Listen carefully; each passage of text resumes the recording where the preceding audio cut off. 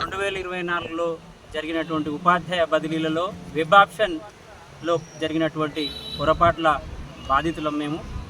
GO number 5 ప్రకారం మాకు షెడ్యూల్లో 3 రోజులు కేటాయించి కేవలం ఆదివారం పూట అర్ధరాత్రి 10 గంటల వరకే మాకు సమయాన్ని కేటాయించడం వలన, సమయాభావం వలన, అర్ధరాత్రి నెట్ సెంటర్లకు లేకపోవడం వలన, ఎడిట్ ఆప్షన్లో మేము సరి చేసుకోకపోవడం వలన రాష్ట్ర వ్యాప్తంగా ఉన్నటువంటి అన్ని జిల్లాల్లో బాధితులందరం కూడా ఉపాధ్యాయులము నష్టపోయాం. ఆ నష్టపోయిన అప్పీళ్లను జీవో 5 ప్రకారం పరిష్కరించాలని రూల్ 15 ప్రకారం పరిష్కరించకుండా అప్పీల్ చేసుకోమన్నారు. మాకు నష్టపోయిన ఉపాధ్యాయులందరినీ కూడా 10 రోజులలోపు అప్పీల్ చేసుకోమన్నారు.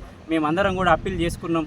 ఇలా అన్ని జిల్లాలలో 33 జిల్లాల నుంచి బాధితులం ఈరోజు ఆర్ట్స్ కాలేజ్ ముందు వచ్చి మా నిరసనను తెలియజేయడం జరుగుతుంది. మేము అప్పీల్ చేసుకున్న 15 రోజుల లోపల పరిష్కరించాలి, కానీ నేటికి 90 రోజులు అయింది. ఇది ముఖ్యమంత్రి గారికి మా అధికారులు కూడా తప్పుడు సమాచారం ఇచ్చారు. ఇవి పైరవి బదిలీలు కావు, ఇవన్నీ కూడా ముఖ్యమంత్రి గారు పైరవి అనుకుంటుండు. పైరవి కావు, న్యాయమైనవి.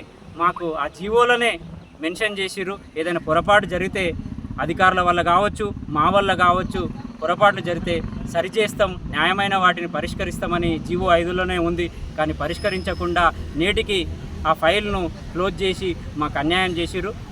గౌరవ ముఖ్యమంత్రి గారు మా న్యాయమైనటువంటి ఈ సమస్యను వెంటనే పరిష్కరించండి. 3 నెలలుగా మేము జీతాలు లేకుండా ఎంతో బాధపడుతున్నాం.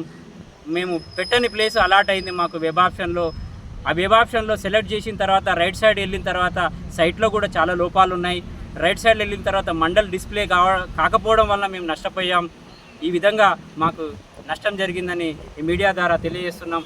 త్వరగా మా గౌరవ ముఖ్యమంత్రి, ప్రజాప్రభుత్వంలో ఉపాధ్యాయులు ఎంతో మేలు చేస్తున్నటువంటి ముఖ్యమంత్రి మొన్ననే ఎల్బీ స్టేడియంలో మీకు ఎలాంటి సమస్య ఉన్నా నా దృష్టికి వస్తే తప్పకుండా పరిష్కరిస్తా అని మా ముఖ్యమంత్రి గారు మాకు హామీ ఇచ్చాడు. మాది కూడా న్యాయమైన సమస్య, మా పైరవి కాదు. ముఖ్యమంత్రి గారు మా బాధితులందరి పక్షాన మీకు దండం పెడుతున్నా, మా న్యాయమైన సమస్యను పరిష్కరించాలని కోరుతున్నాను.